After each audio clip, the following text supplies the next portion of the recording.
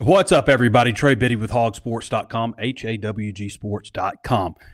Well, there's plenty to talk about on today's show. Obviously, there's a much anticipated matchup with Arkansas and Kentucky in Rupp Arena. John Calipari returning to his old stomping grounds with a few players of his who are former Kentucky players. We're going to talk about that. We'll touch on baseball a little bit. Obviously, a couple of weeks gearing up for the Washington State series. We're going to talk recruiting with Danny West. A lot of stuff going on there. And we'll bring Connor Goodson on to talk a little bit more in depth. And we're going to talk about some spring football as well, because that's not far off either. All that and more on today's episode of Hog Sports Live.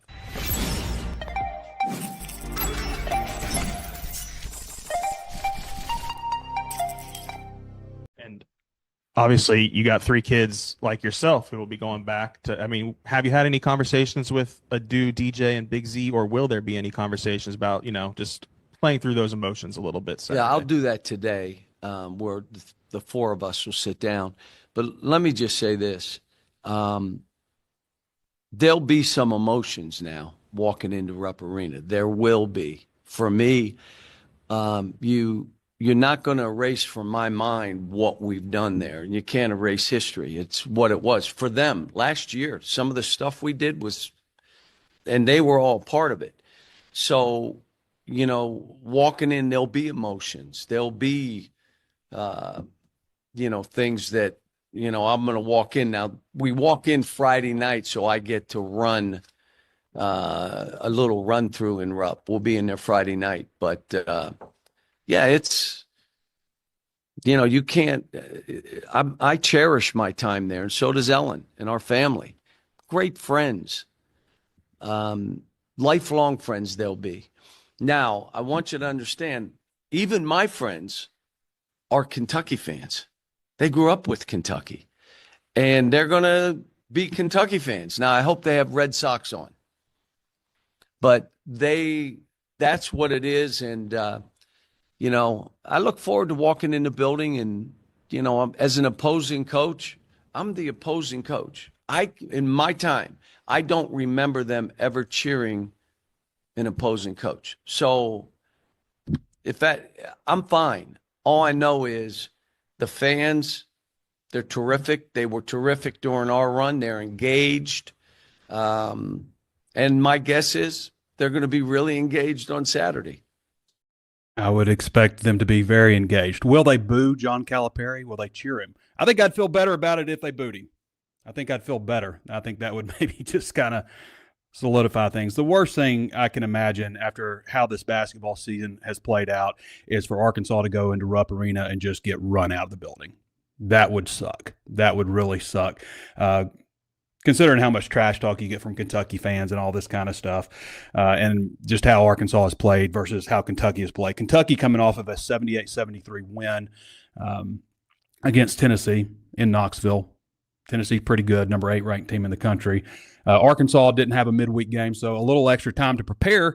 I thought it was a little interesting that Calipari said that they haven't really started focusing on Kentucky yet. They've been focusing on themselves, which you hear a lot from coaches.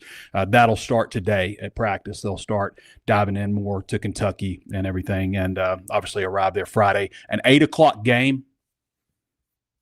That'll be exciting. We'll talk a little bit more about it. We're gonna go over a few other things first. I want to talk some spring football. I want to talk recruiting with Danny West. Obviously, baseball this weekend wrapped up 3 scrimmages.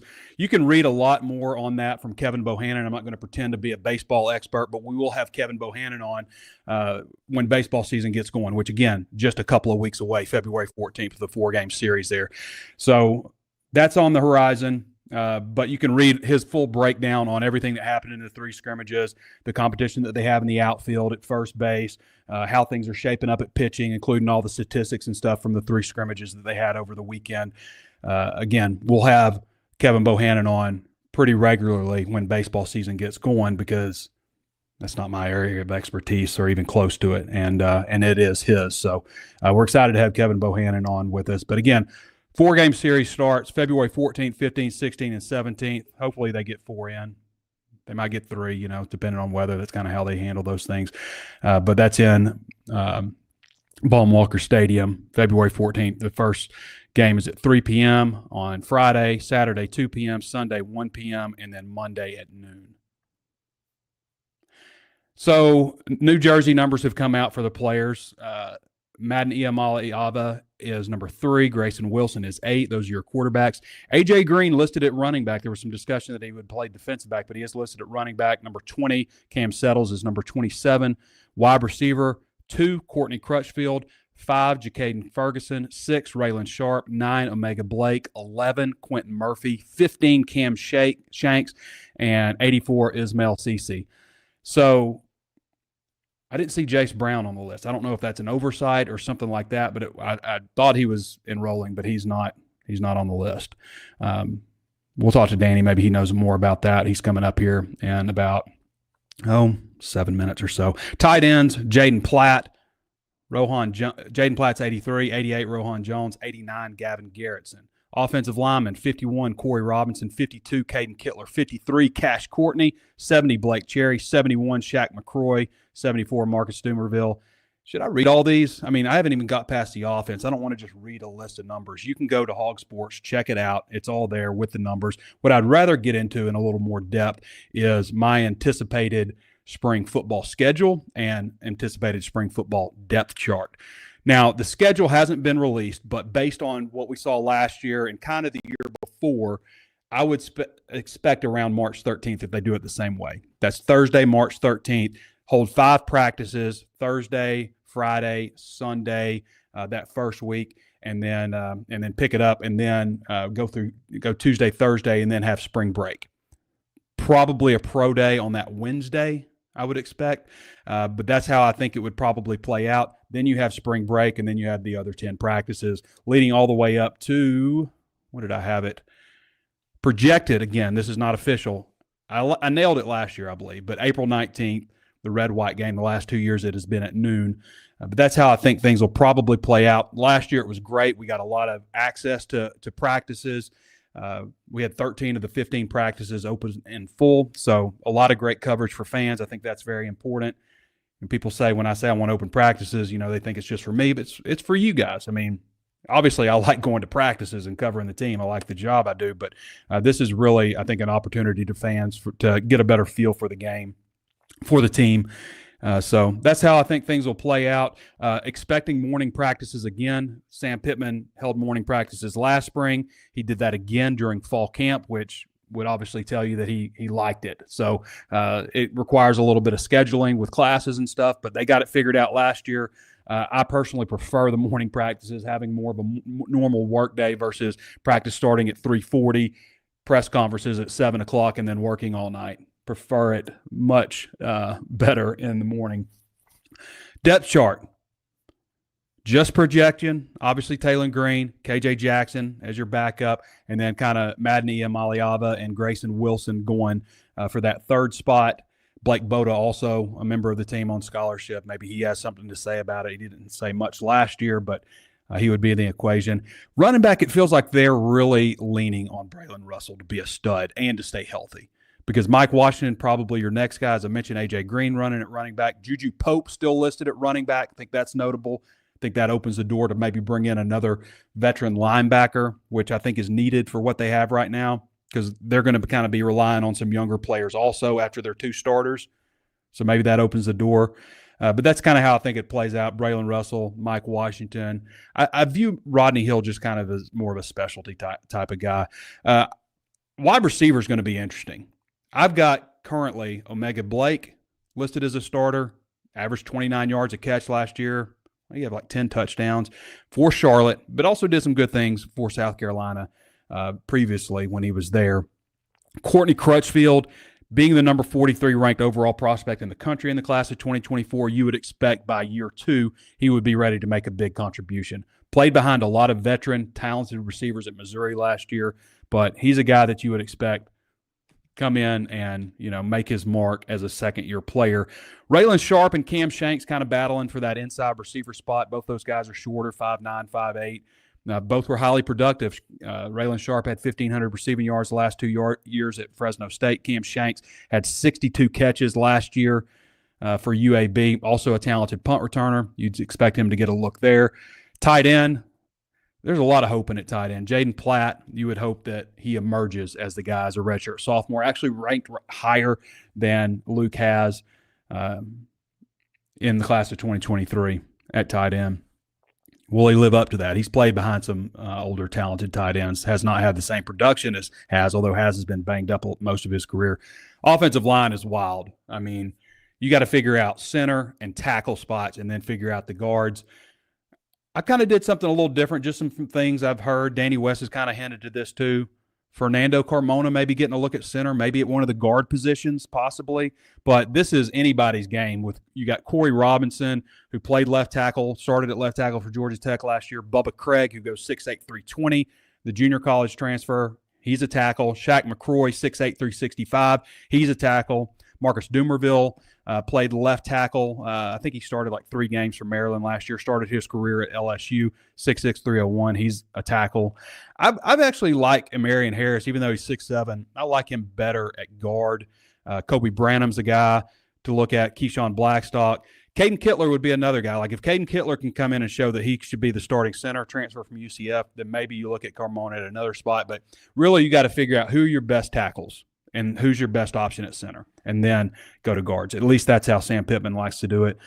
Quincy Rhodes, starter at left end, maybe right end.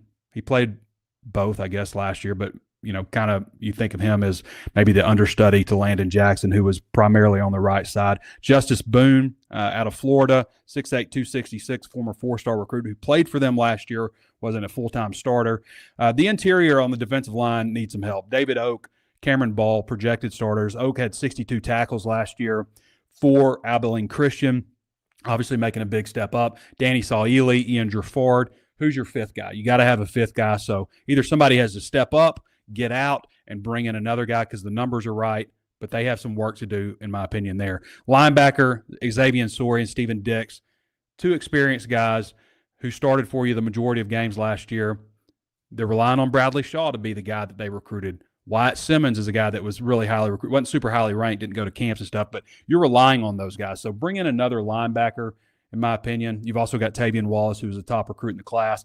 Miguel Mitchell and Larry Worth. Larry Worth started the last 4 games at safety last year. Miguel Mitchell started 2 of the last 4. He would have started all 4 if not being injured for the first 6 games and then wanting to redshirt. So he had to sit out 2 of those games, but did start the bowl game.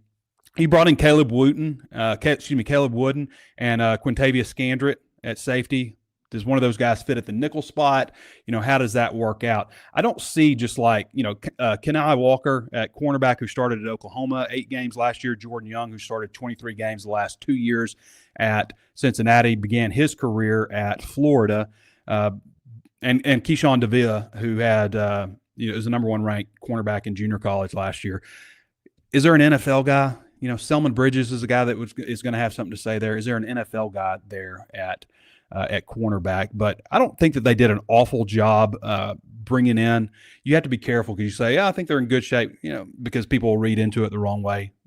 Maybe in decent shape at cornerback. They need another 1 or 2 safeties. Maybe need to move somebody from wide receiver because they have a surplus at that spot. Scott Starzik, Cole's kicking, number 1 kicker in the nation. You would expect him to come in and start. Devin Bale returns at punter, who replaced what's his name? Yeah, exactly. Max Fletcher, who wanted to go to Cincinnati so he could back up his brother for a year, which is just ridiculous. But, Australians, what are you going to do? Ashton Go is how you pronounce it, with an N, soft N, returns. And then who's going to be kickoff returner? Who's going to be punt returner? Cam Shanks, Bryce Stevens, who knows? Anyway, you can read this in more depth. I go like 6 deep at some positions, so you can kind of take a better look, and I think it helps kind of paint the picture of how things could be. Let's go to Danny West now. For those of you who don't follow Danny, you can follow him at Danny West. He's the HawgSports recruiting analyst, does a great job for us. Danny, how's it going, man? Hey, buddy. Doing well. How are y'all? I'm doing good. We obviously got a lot of talk about coming up here with basketball, with Connor coming up next in about 10, 15 minutes. But want to talk a little. Kind of wanted to save that for the back end of the show. Before we get into it, Danny, your Kansas City Chiefs are in the Super Bowl. They are 1.5-point favorites. What else is new? And I see you got your gear on. What else is new? listen to him. There's 1.5 point embrace favorites the on according to Bet Saracen. There's some prop bets popping up already. I always like, if I'm going to bet on the Super Bowl, I always like the national anthem. How long does it go?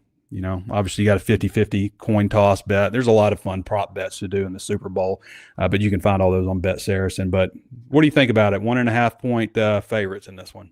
Oh, it's a lock. I mean, it's lock. inevitable. You know what, man? I think the Eagles might get us.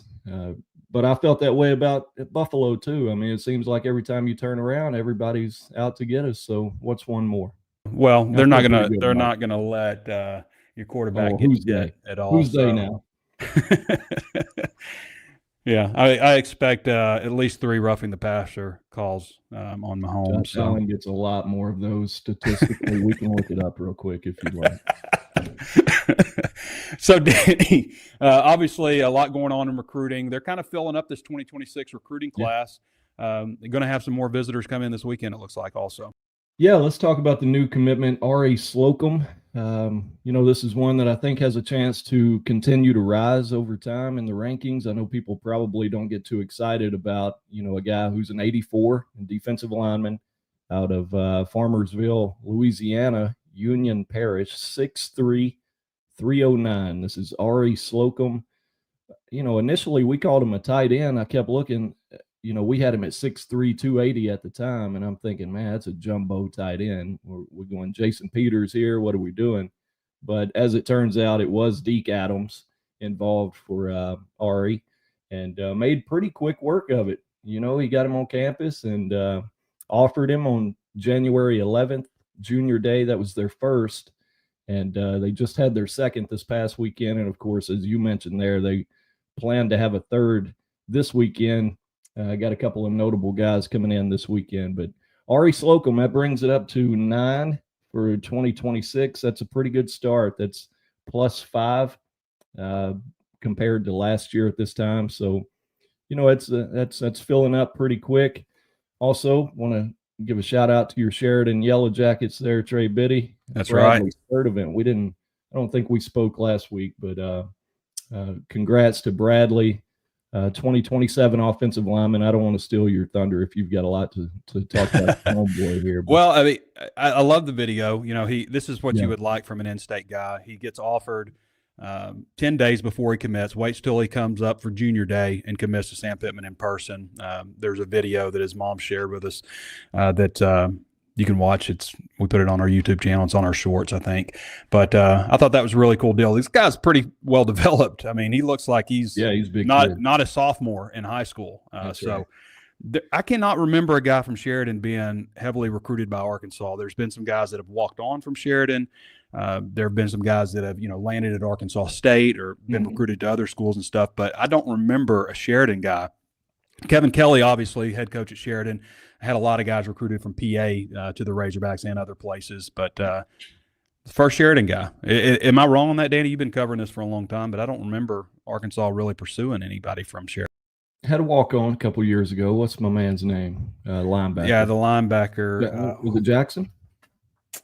Was it Jackson Woodard? I don't know. It wasn't Jackson Woodard, right? I don't think he was from Sheridan. I think it was another guy. Oh, yeah, there was another linebacker walk-on from Sheridan. Anyway, yeah, that name too, Bradley. Around the same time, though. Yeah. I know a lot of Bradleys from Sheridan. I got a cousin that lives in Sheridan named Bradley. Brad Whaley. We both know Brad. So yeah, there's another Bradley from Sheridan. I bet he can fight too. It seems like all those Sheridan guys. Yeah. Do you remember the baseball, the state championship brawl back in?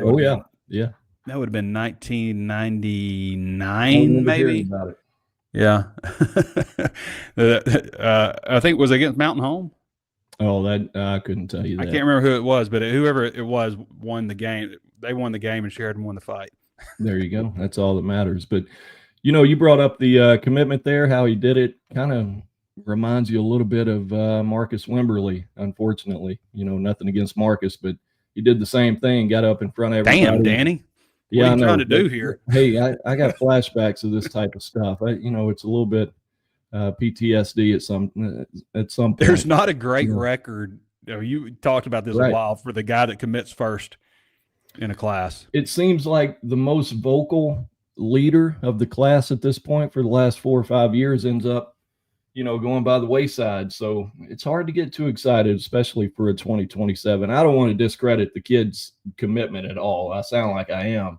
To me, talking to Bradley, it sounds like a guy who is born and raised, deep-rooted Razorback is what he's going to be. So I think he sticks, Trey, but again, 2 years is a long time, buddy. 2 hours at this point is a long time in recruiting. So, but hey, that's a good start. That's the first one for 2027. We're in late January now. That's kind of when the ball starts getting rolling for the following class. And, here they go again. 2027 makes you feel really old when your first class was 2011 or whatever it was. Danny, did you see? I don't remember if Carius Kern was the first commitment in. I saw he's 5 class, but yeah, one recruiting service just elevated him to a 5-star, number 28 prospect in the country. Tough to disagree there, buddy. I mean, he's a good one. Yeah. We were talking about it on the board earlier, and I kind of told them we're all talking like this guy is gone forever. He's not. You remember Shaq McCroy, just came home. Courtney Crutchfield just came home. So, and by McCroy, I mean, he kind of considered it home at one point. Arkansas was in the lead at one point. Yeah. I understand he's from Alabama, but yeah, former top 100 prospect. Yeah, Courtney Crutchfield, number 43 over. Yeah, you can't close the books on guys anymore. And yeah, it's interesting how that all has played out for Arkansas, finishing basically second for both of those guys last year. I think he'd be tough to pull away based on what I've heard. He's getting down at Baton Rouge, but you never know, man. I mean, you start to think of what that line could look like at one point. With Broussard coming in, Shaq McCroy, if they had gotten Carius Kern, or if by chance they're able to get him back, the long way through the transfer portal, man, they're starting to stack them up there a little bit. So, knock on wood, you never know. Yeah. That's how do you think this? Like to see come back around? Danny, you had kind of mentioned this to me a little bit. There's might be a possibility of Fernando working at center. You think that's a possibility? Yeah. I think it's still a possibility. I think some of their later additions with the transfer class, you think about Robinson coming in, kind of a versatile guy who can go guard or tackle. The guy we just talked about, Kavion Broussard, and then Marcus Dumerville. Again, another big body that he could be a swing guy, guard, tackle for you. So I like what they've done. I think they've got a lot of pieces like that can go one way or the other, as far as guard, tackle. So I say that to say this. It almost feels like they got enough through the transfer portal that maybe they won't have to do that. Now, I haven't heard that. I'm sure they could still experiment with it, but just based on what I'm looking at on paper, I would think probably sticks at left tackle. Wouldn't you think so? Yeah, probably. I wanted to have a little fun with it, but I could see him taking some reps. Hitler, though, buddy. It depends on the center. It depends on him, but it also depends. Like, is Shaq McCroy, is he going to be a starter for you, like as a redshirt freshman? Is Corey Robinson the best fit at left tackle? And if they are, then you got to start looking at who are my best 5, who fits where. Like, there are some guys like McCroy's not going to play guard or center. He's 6'8". Bubba Craig. What if Bubba Craig, you're like, he's one of our 5 best? Well, he's got to play tackle. He's 6'8". What do you think of him, Danny? Bubba? Yeah.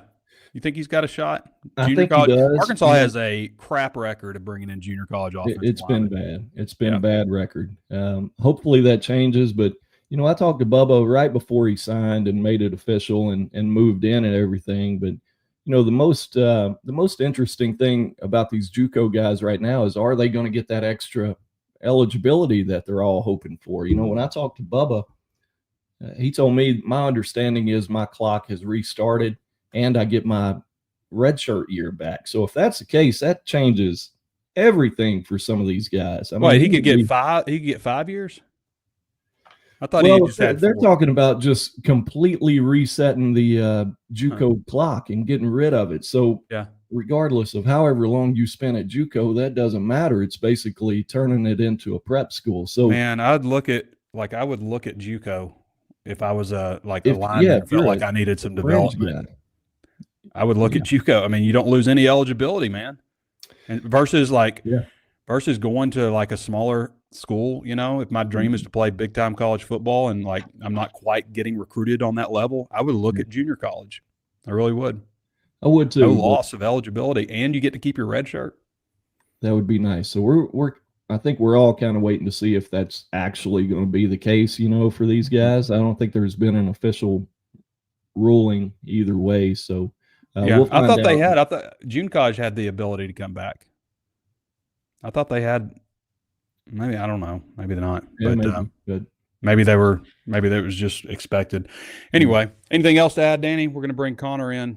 Talk a little bit about. Yeah, I'll let him get Calipari. to it, man. I think I hit on everything. We got the commitments. A couple of new offers went out from Junior Day. Braylon Edwards, a corner in the 2026 class out of Duncanville, Texas, man. Not a bad spot to get a foot in the door.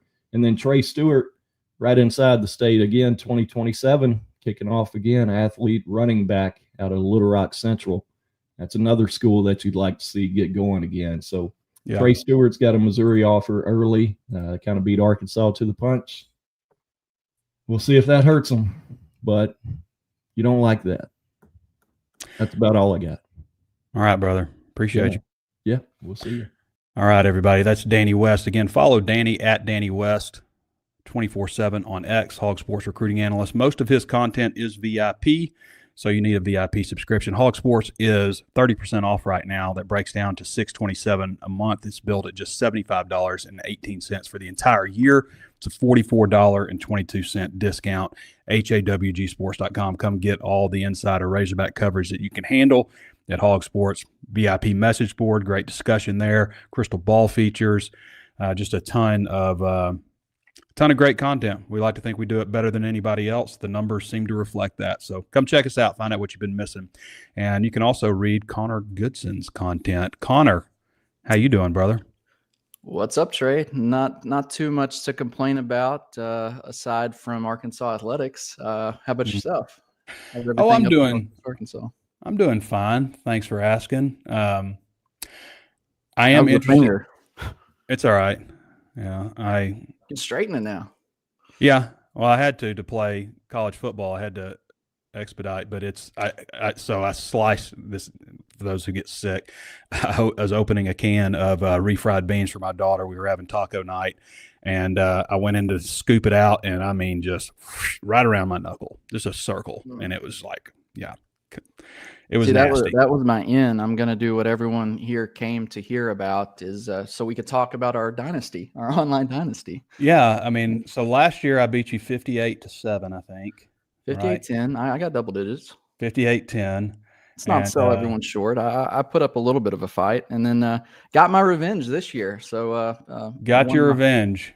Won the HawgSports Staff Bowl by just getting whoever had the ball last was going to win. I had the ball last and marched down. I'm watching the video of the play that screwed me. I'll show it on here in just a second, but I was making sure that I didn't cuss in the video so I could play it on here. He didn't cuss in the video, but believe me, there were some there were some choice words after this play. I don't curse, Connor. I don't know what you're talking about. Oh, yeah. So this Kentucky game, obviously it's wildly interesting. It's going to get incredible ratings. There's going to be a lot of views on it. I'm anxious to see Calipari's post-game press conference and how many views we get and reaction from Kentucky fans. What are your thoughts on this game coming up, Connor? I mean, could you imagine if Arkansas walked in there and won a big game at Rupp in his return? Could you imagine that? How awesome that would be? It'd be incredible. It's a lot easier said than done, though. I mean, going into that environment, how many times have we seen Arkansas teams just, go play big games and get completely overwhelmed by, the crowd, the emotions of it? I actually think that Calipari is going to coach his ass off. I mean, I think that this is a game where, he's done it a little bit. He's gotten a little bit better, letting the chalk talk or getting the board going, dialing up the X's and O's. But in the last few games, he's done a better job of that. But I think that this is a game where he doesn't just drag them across the finish line. He drags them from tip off to the end of the 40 minutes. And do they respond to that? I don't know. I think that, the three guys that played at Kentucky, I think Edu Thiero And DJ Wagner probably going to have some big games. Z is interesting because, yeah, he played at Kentucky, but he didn't get there until like midway through the season. And while he was a fan favorite, I don't know if he had that type of connection with the fans that, like, you know, DJ and especially Thero, who has been through the system, was a developmental ad in recruiting. But I do think that those three will probably have a pretty good game. It's just Kentucky's so good. Mark Pope has done a tremendous job, and the system that they run, I mean, they spread you out. They're going to shoot tons of threes. They're going to probably hit a lot of threes. And they don't really turn you over. They just kind of wait for you to make mistakes. And with this Arkansas team, they're going to let them shoot. And that's what Arkansas doesn't really do great right now. They don't shoot the ball really great. So that's going to be the big thing. If Arkansas can hit shots, I think that they can make it entertaining. But I don't know. Do you trust this team to make shots? It hasn't happened in conference play yet. I don't think I trust this team to hit open shots. So that's the biggest thing, is it's going to come down to, can Arkansas make their good looks? The ones that they do get, history shows that they can't. So it could be, I could see it really going either way. It could be a fun one, or Arkansas could just get the doors blown off of them early, and it just becomes a big blue celebration for 40 minutes. I'm starting to lean that way, but yeah, it'll be a fight for the whole. You're leaning towards something awful happening. Is what I mean. Can you've you been conditioned? Yeah, yeah. I mean, it's in me. I think I replied to somebody. I was like, I'm kind of. I mean, at this point, I'm kind of expecting the worst. You know, just because. It's just, you know, I don't think that I go back to like April when Calipari was hired. Did anyone think that we would be here sitting talking about a Arkansas team going to Rupp 12-8, really nothing to play for other than, you know, maybe there's a miracle run down the stretch where you knock off a couple of the big name teams in the SEC. That's what it's going to take for Arkansas to get even back on the bubble picture. Yeah. But so there's basically nothing to play for other than, you know, pride at this point. And I mean, I would have never guessed we would have been in this position. Nothing to play for. They can make it the NCAA tournament. What are you talking about? I mean, hey, let's look at it. Let's look at it, Connor. Obviously, okay. What is it? How many games are left? 11? No, there's not 11. Is there 11? 1, 2, 3, 4, 5, 6, 11 games. Okay, so you have to win all your home games from here on out. That's right. Non-negotiable. Obviously, we're not going to give them a win at Kentucky. We're not going to give them a win in Austin. No, we're not going to give them a win against Alabama and Bud Walton. Yeah, then you're looking at, you have to go on the road at Texas A&M, at Auburn. You're going to have to. Well, let's give them that LSU win at home. Let's give them that. Okay. Are we going to give them Brian College? Let's be optimistic. Okay. Are we going to give them Texas A&M? That's a game. I think you know, last year's team. This was around the time that Musselman's team went down there, and they did not look like a team that had much to play for, and they went down and knocked off Texas A&M in Reed Arena. And so I think that's a good possibility. Texas A&M isn't, you know, bulletproof by any means this year. Yeah. They kind of go as Wade Taylor goes. They're 16-5, 5-3 in the SEC. It would be definitely an upset. Let's give it to them. Okay, we'll give it to them. Let's do it. We're super optimistic doing this. Okay, where is the schedule? Some hog-tinted glasses. Can't remember what's after this. Auburn. You got at Auburn. Okay, so yeah, we're not giving them Auburn. No. What do you want to give them? Missouri and Bud Walton? I think 7 o'clock on a Saturday. Yeah, I think if they're competitive, I'm optimistic. Yeah. Yeah, say they get one of the two on the road at Texas A&M. They play Auburn close. I think you could get a really good crowd at Bud Walton on a Saturday. I think they're going to play Auburn close, optimistically. All right, so we're giving them 3. Texas. You consider 10 Walton. Close? Is 10 within 10 close? Texas and Bud Walton.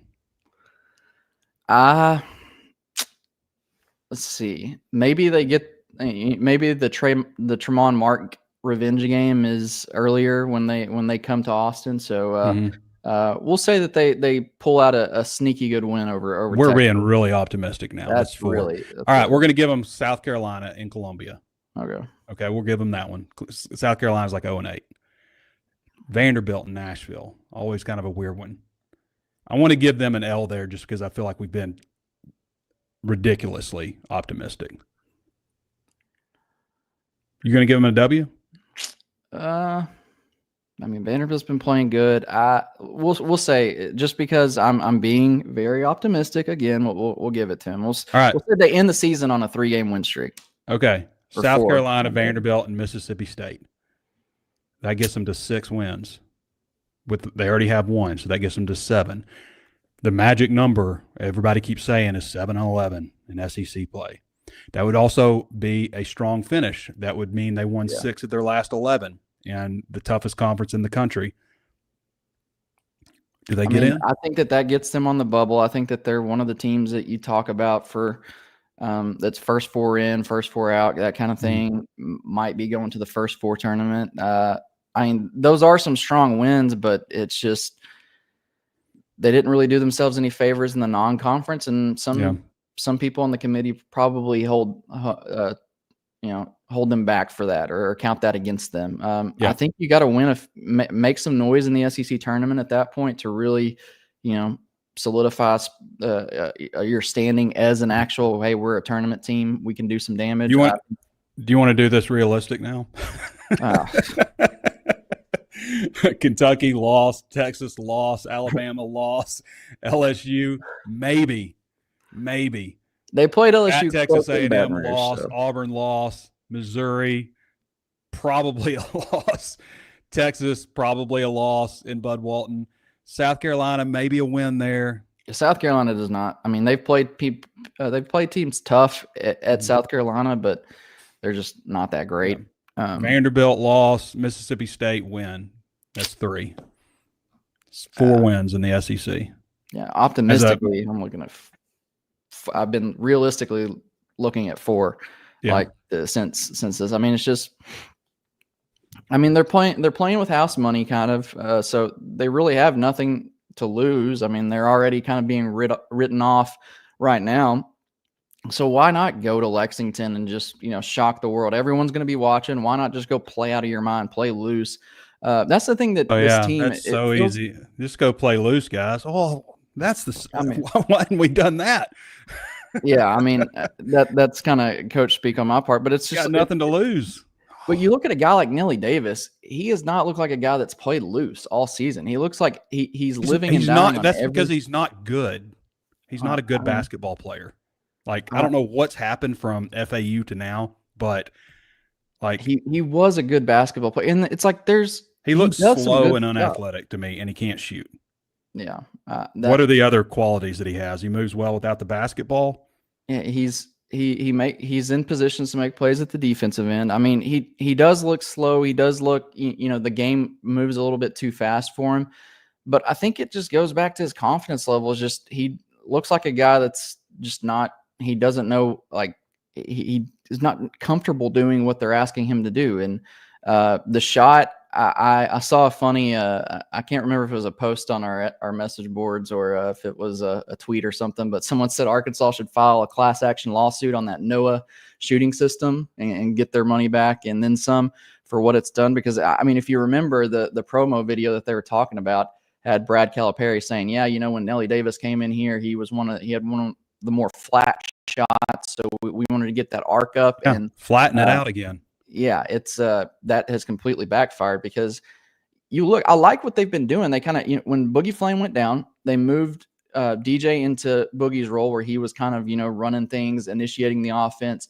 And then they put Nelly Davis in that role where he's just running around every possession trying to get open. Like they're screening for him. They're spamming floppy action against Georgia just to get him open off of screens and stuff. And he's getting great looks. But it's just like the audible groans you can hear in Bud Walton Arena when he misses a shot is deafening. And like with a guy like that who's already not the most confident, you can kind of you can tell it gets to him. And you can't let that affect you and let one miss turn into 5 or 6 or 7. And that's what this team does. They go for stretches, and like what you've said about Nelly, this whole team for stretches just looks like a team that doesn't know what they're doing and isn't confident in what they're doing. Yeah. Give Cal credit. He has been, he called a really good play there at the end. The 2 plays, really. The first one, they had 2 guys bumping into each other, so they had to call a timeout and reset things up. And then that back door was a great call. Nelly had the ball in his hands. he just chose wrong. Like if the defender's out on DJ Wagner and they don't collapse, then that's when you go up for the layup. He just went up full send, and that decision is the wrong decision when DJ Wagner's standing right in the corner. And Cal said in the post game, you drive. If the layup's there, you take it. If not, kick it to the corner where Wagner was open, and he didn't kick it. And obviously they threw up that awful shot, and that's how things are. So Cal is trying to drag them across the finish line now, and that's the one thing that I've seen change since Boogie went down, is that Cal's starting to kind of, he's cooking stuff up. This team, they just don't have the talent or the execution right now to really do what they need to do to become a tournament team. And that's where things are. And he had 18 points against OU. He went 3 of 11 on 16 from 3-point shots range. though. 16 shots. That's not he a was fit. 5 of 16 is not a good clip. No. And really didn't do – he had 4 steals. But, the game before against Georgia, he was 1 of 10 from 3-point range. He's 19% from 3-point range after taking 21 shots his last 2 games. So, frustrating. And, I was talking with Randy on Drive Time last week about the Noah shot system deal. Like, you're going to put Scotty Thurman on that? Scotty Thurman's not shooting the ball at 45 degrees. If you go look at the national championship games winning shot, I mean, how high was that shot? Like, you can't tell. Guys shoot the ball differently. It's kind of, there are certain fundamentals like with a golf swing or with how you bowl, but everybody has a little bit different looking golf swing, and guys have different looking shots. Some guys use a strong hand. Some guys use a soft hand. Some guys like to hold it down by the waist. I mean, there's just some guys are, set shooters. Some guys are jump shooters. There's all different kinds of ways to shoot the basketball. And I don't know. I kind of think this thing maybe a little bit is trying to get everybody to shoot the ball the same way. And everybody has different biomechanics and, different ways they've been doing it. Like these kids have been shooting the basketball their entire lives. I'm a firm believer in Malcolm Gladwell's Outliers, which talks about the 10,000 hour rule. You have to spend 10,000 hours doing something to master it. And, now you're changing it. That's why they talk about, quarterbacks and throwing motions. You see guys that have like, they might have a hitch in their throwing motion, or they might have a loop in their throwing motion. It's so hard to work that out of guys that have been doing that their whole lives. We saw that with Taylor Green this year, and he reverted. He reverted back to it. Yeah. They also, you just don't have enough time, like you said, the 10,000 hour rule. Like these college programs now, the way college football is, you just don't have enough guaranteed time with someone to make big changes in something like as important as a jump shot, the way that they're shooting the ball, things like that they've done that are so ingrained in their muscle memory and stuff that they've been doing since they could hold a basketball and walk and dribble. It's just not enough time. Like now, if you had contracts where you're guaranteeing that you're going to have a guy here for 3 or 4 years, then I mean, that's what they do in the pros. That's when you see, you get a guy on a rookie contract who's spending all of his time in the gym with a shooting coach to, change his shooting form. That's the Spurs. I'm a big Spurs fan. That's what Chip England, their shooting coach, through the years, he made guys like Manu Ginobili, Tony Parker, who couldn't shoot the ball because he had years to do it, guaranteed time in the gym, that we're going to have enough time to put the hours in to make you comfortable doing these changes. And in a college program, like, you're getting 6 months sometimes with these kids, and it's just not enough time to make really good big changes to their fundamentals. And so Connor, you're kind of stuck with what you're doing. They barely scrimmaged. Exactly. And then you get guys that are hurt, and that makes it even less time. So you don't have time to scrimmage. You don't have time to, but hey, at least Calipari's happy here, and that we're going to get this thing. We're going to get this thing going. It's just a slow start. It's just a slow start. So Connor, Isaac York is wearing number 9. He's my freshman quarterback. It's an homage to Matt Jones. He's a 94, 92 speed acceleration. He's a freshman, but the guy that he's throwing to here is a 96 overall. He's a 94 catch. His name's Benjamin Rubin. And if I catch this pass, the game's over, and I beat you. Now, credit you for driving the length of the field and scoring on me. With a quarterback named Tyler Wilson wearing number 8, by the way. Yeah. A little nod to nod to T-Dub. This is the play here. This would ice the game. Complete this pass and the game is over. No pressure on the quarterback, wide open receiver. And why do we always play in the rain? That's the thing. The elements that they'll get you. The ball's a little slippery. The timing was obviously off there. You know, he's a 94 kit. Complete this pass and the game is over. No pressure on the quarterback, wide open receiver. I hate you. You're on my list. I mean, I finally got Oklahoma State guy, though, after he beat me like 5 times in a row. You did. You had a breakthrough. That was 26-7. Took those 4 field goals, Connor. Took my medicine, took the field goals. I live by what I preach. I don't return kicks. I always fair catch the kick. That's the thing. You've kind of rubbed off on me with that. It's like every time I get into field goal range, even on the game, it's just like, do I take the points here? I mean, normally people would go for it if it's like, 4th and 4 or less, but I catch myself taking the points more. And then, it comes back to really pay off in the end when the game's tied or you're only down.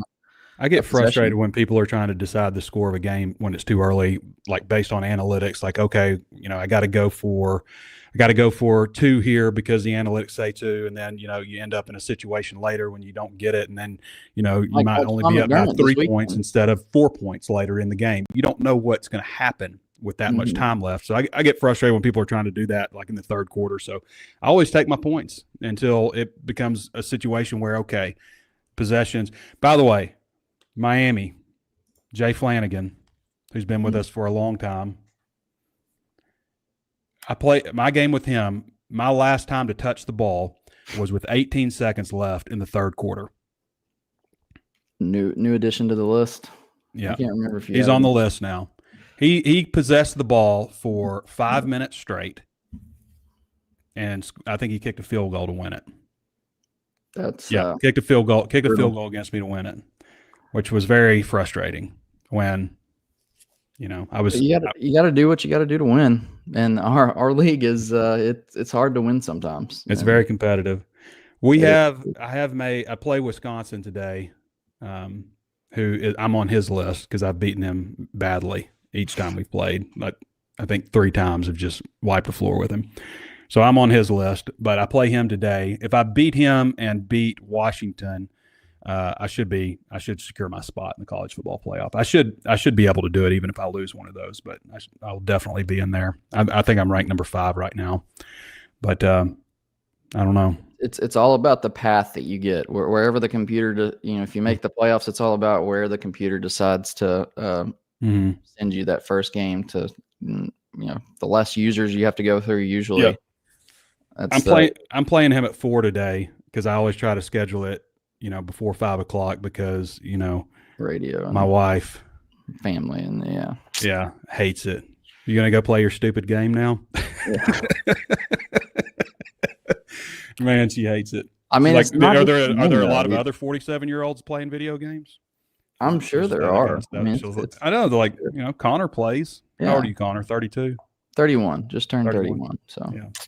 But I mean, there's a lot of my friends, like, we play nightly, get in the PlayStation party. That's how we kind of catch up because, we're all off different places, parts of the country and stuff. And that's how we don't all have enough time to catch up every weekend. So we just get in the PlayStation party and chop it up and usually play different games or sometimes we play the same game. And it's not even about the game. It's just your friends are extremely vulgar, by the way. Oh gosh. Yeah. You showed me a clip. They got potty mouths. It's not you've got to be able to withstand some of that. They sound a lot like my friends. Yeah, it's just typical dude talk. I remember. You remember that NFL offensive lineman that those text messages were released and like. Yeah, I was like saying it. I was like, "Crap, that looks like my text messages." every time there's a story like that, it's like our group message text is like, "Well, we're all screwed if our chat logs and messages get leaked. We're done for." It's just how guys have potty mouths. That's just how it is. It's the way it is. All right, Connor. Anything else to add?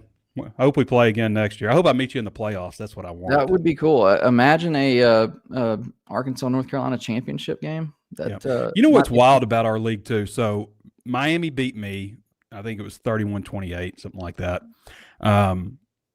Oklahoma State beat him like 53-12 or something. Like killed him. And then I beat Oklahoma State 26-7. Yeah, it's wild how some people have some people's numbers, and then it's just you can't go by like wins or similar outcomes. Can't compare scores. You can't. I always play Oklahoma State close, but he always beats me until this last time. So yeah. All right, I'll tell you the secret because he tried to impart on USC how to beat me with his 3-4 cover 4 drop. Yeah, where he makes a couple of adjustments. I think he's like playing the flats real hard. The 3-4 cover 4, like if you're running a cover 4, I should be able to dink and dunk that defense all day. But he does stuff, and he does a great job controlling his user to where I don't have a lot of success on short stuff. I'm like picking up 2 yards and stuff. So that's what makes it very hard because he kind of does something where the defense does things that it's not supposed to, and it also takes away the deep stuff. So you kind of got to figure out around that. But he tried to impart that on USC, who ran that against me. I beat him 63-0. So a lot of it's, I say it's a 3-4 cover 4 drop, but a lot of it is his ability to user that linebacker and take away the underneath stuff in addition to the long stuff.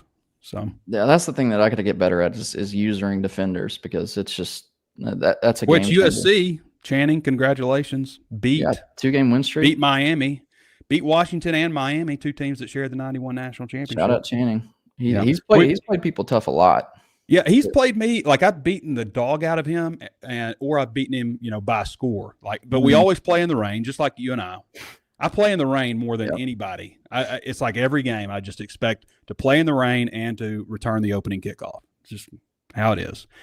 But anyway. See, this is what Arkansas athletics has done to us. Like we fill time talking about our online dynasty because it's like, it'd be much more fun talking about hypotheticals, like, not making a mockery of Arkansas's path to the NCAA tournament like we did earlier, but actually realistically, having a path for it. I mean, I hate that I'm already kind of looking at names for the transfer portal and stuff. And it's, we still got like 2 months of the season left, and you're already trying to look ahead. It's just, this is what Arkansas athletics has done to us. And I would much rather be talking ball and then talking shop than this. I thought Chuck Barrett made a good point the other day. He said, it's not up to, you sound surprised that Chuck made a good point. You don't like Chuck? No. You want to start a Twitter feud with Chuck Barrett? No, I like Chuck. He's a good voice of the Razorback. But he said it's not up to Arkansas baseball to save you from the other sports. I thought that was a good point. It's not. Like, we're hoping that they give us something to cheer for, but it's not up to them. And he also kind of pointed out how, people will talk about Arkansas baseball failing, not winning a national championship. He's like, I would, we're spoiled on baseball. We really are. Like, if that's, and he was like, if that's failing, give me that. Give me some more failure like that for football. Give me some more failure for basketball, because that, is, 4 years ago, making the national championship game, going to how many College World Series has he made at Arkansas? 7?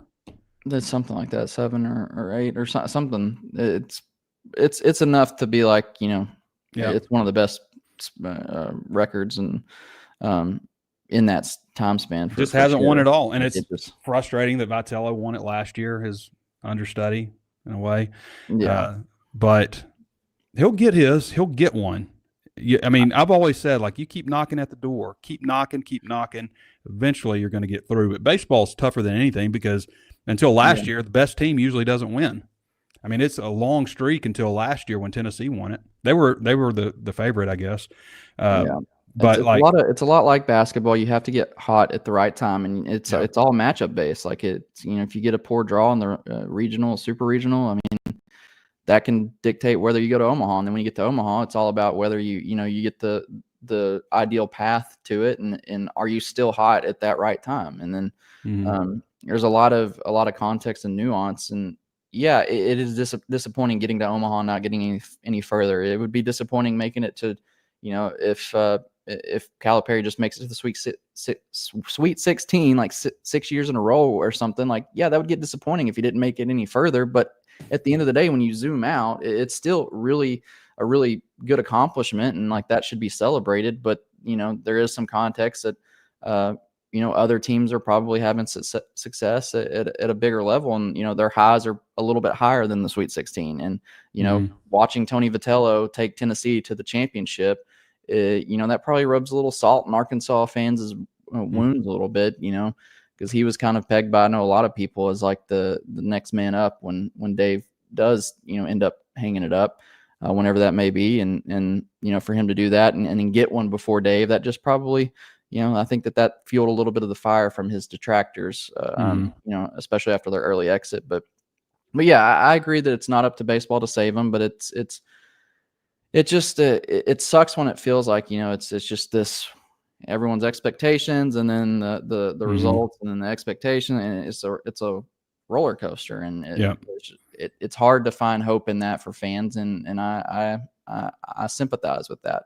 Yeah, I think we'd all find a little bit of relief though if he could go to Lexington and beat them. That would be it wouldn't be worth losing 6 of the last 7, but yeah, it would certainly provide a little. Yeah, relief. It would certainly. I don't know if you might take it the other way, but like I think people would be happy with that. I would be happy with it if sure they could go in. But all right, you want to see this play one more time? Complete this pass and the game is over.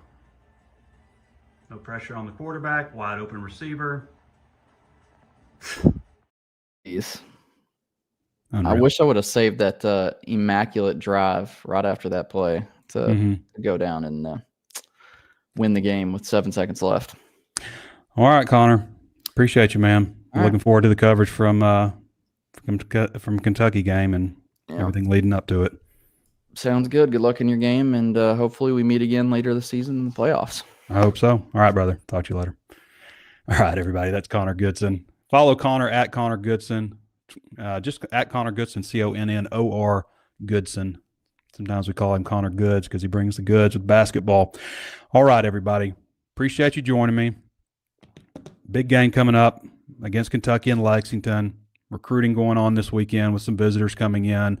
Racking up commitments for the class of 2026, already 5 ahead of where they were last year at this time. Baseball starting in just over a week, February 14th. It'll be here. So looking forward to that. All right. Appreciate everybody for hopping on. Thanks to Connor Goodson. Thanks to Danny West, of course, and appreciate all you guys. Sign up at HawgSports if you haven't done so already. This has been Trey Biddy with HawgSports.com. We'll catch you next time.